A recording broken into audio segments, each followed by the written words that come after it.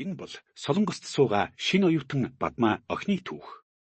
Тэрээр шаргуу хичээлийн хажуугаар ажилласаар шантрахын даваан дээр түүний анхны цалин нь бууж тэнгэр нь онгойлоо.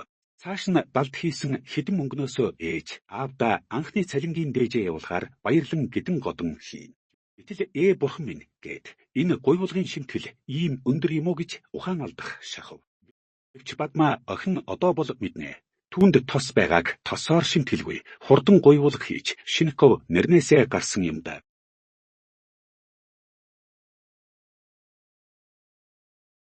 Энэ бол Солонгост суугаа шинэ оюутан Бадмаа охины түүх.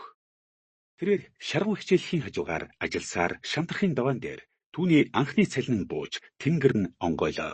Цааш нь балд хийсэн хэдэн мөнгнөөсөө ээж аавда анхны цалингийн дээжээ явуулахаар баярлан гидэн годон хийн. Гэтэл бурхан минь гээд энэ гуйвуулгын шимтгэл ийм өндөр юм уу гэж ухаан алдах шахав. Гэвч Бадмаа охин одоо бол мэднэ.